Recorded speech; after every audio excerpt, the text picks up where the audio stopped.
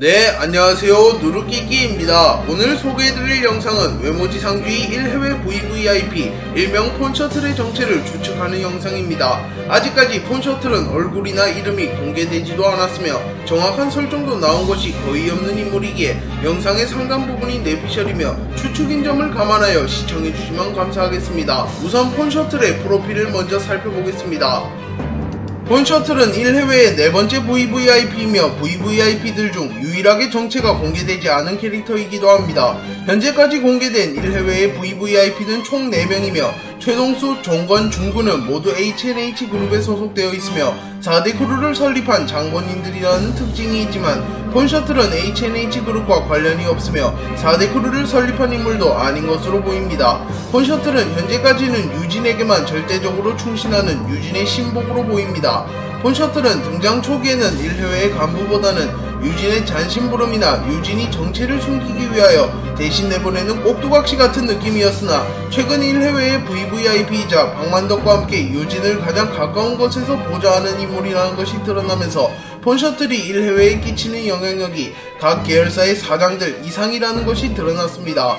또한 유진은 폰셔틀과 박만덕과 함께 밥을 먹으며 최동수는 결국 굴지의 기업이 됐어 10명의 천재들이 돕긴 했지만 종건과 중구의 도움이 컸지. 수많은 신변의 위협이 있었던 최동수, 그걸 지켜준 게 종건과 중구니까 고마워. 그동안 날 지켜줘서. 너희가 나의 종건과 중구야. 충분히 그들과 견줄 수 있는 힘 앞으로도 지켜줄 거지? 라고 말하며 폰셔틀과 박만덕을 종건과 중구급으로 평가하였습니다. 그리고 폰셔틀은 정상회담에서 박형석과 잠시 맞붙었는데 우영석을 카피하고 소피아에게 시스테마를 배운 박형석을 상대로도 우위를 점하는 모습을 보였으며 박형석에게 본능적으로 알 수 있다. 이놈이 여기서 제일 강하다 라는 평을 들으며 4대 크루 헤드 이상의 강함을 지닌 캐릭터라고 평가받기도 하였습니다. 또한 유진은 1해외 2계열사의 빅딜이 침공하자 1해외가 빅딜과는 격이 다르다는 것을 보여주기 위하여 서성은 폰셔틀, 박만덕과 함께 동행하는 모습을 보이며 폰셔틀을 신뢰하는 모습을 보였습니다. 폰셔틀은 정상회담에서 박형석과 잠시나마 싸운 것이 다이기에 자세한 전투 스타일과 사용하는 무술을 파악하기는 어렵지만 그래도 어느정도 윤곽은 드러난 캐릭터라고 볼 수 있습니다.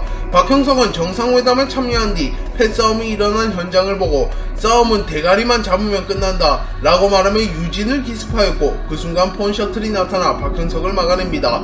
그리고 박형석은 뭐야 거기서 날 노렸다고? 라고 말하였습니다. 박형석이 이러한 말을 한 것으로 보아 폰셔틀은 상식적으로 반격이 불가능한 위치에서 박형석의 기습을 막았거나 매우 빠른 속도로 접근하여 박형석의 기습을 막은 것으로 보입니다. 그렇기에 폰셔틀은 속도가 빠르고 민첩성과 밸런스가 높은 캐릭터로 볼 수 있습니다. 그리고 유진이 폰셔틀에게 박형석을 테스트해보라고 말한 뒤 두 캐릭터는 본격적으로 합을 주고받습니다. 그리고 박형석은 소피아에게 배운 시스테마를 이용하여 폰셔틀을 쓰러뜨리려고 하였으나 폰셔틀은 매우 유연한 모습을 보이며 박형석의 공격을 모두 피해냈고 발차기를 사용하여 순식간에 기습을 합니다. 그리고 박형석은 그 발차기를 받아 자신의 힘으로 활용하여 무영석의 궁을 사용했으나 폰셔틀은 그 공격조차 여유롭게 피해내며 박형석을 제압했습니다. 이 장면을 봤을 때 폰셔틀의 전투 스타일은 빠른 스피드와 정교한 발기술을 사용하여 전투하는 것으로 보이며 이지훈과 비슷한 방식으로 전투하는 것을 알 수 있습니다. 또한 사용하는 무술은 카포에라로 추측할 수 있습니다. 네, 이렇게 폰셔틀의 프로필을 살펴봤습니다. 이제 본격적으로 폰셔틀의 정체를 추측해보겠습니다. 1해외의 사장들이나 이사들은 대부분 1해외에 소속되어 있음에도 불구하고 1해외의 회장 유진을 무시하거나 반감을 가지는 경우가 많습니다. 하지만 폰셔틀과 박만덕만큼은 유진에게 충성하는 모습을 보이는데요. 그렇기에 폰셔틀과 박만덕은 오랜 기간 유진과 유대관계를 쌓았을 가능성이 높습니다. 그렇기에 폰셔틀과 유진이 형제라고 가정할 수 있으며 더 나아가 쌍둥이라고도 가정해볼 수 있습니다. 그리고 만약 유진과 폰셔틀의 일란성 쌍둥이라면 두 캐릭터의 체형이 비슷한 이유가 성립됩니다. 유진과 폰셔틀의 신장과 체형은 타 캐릭터에 비하면 확실히 작으며 왜소한 체형을 가진 것을 알 수 있습니다.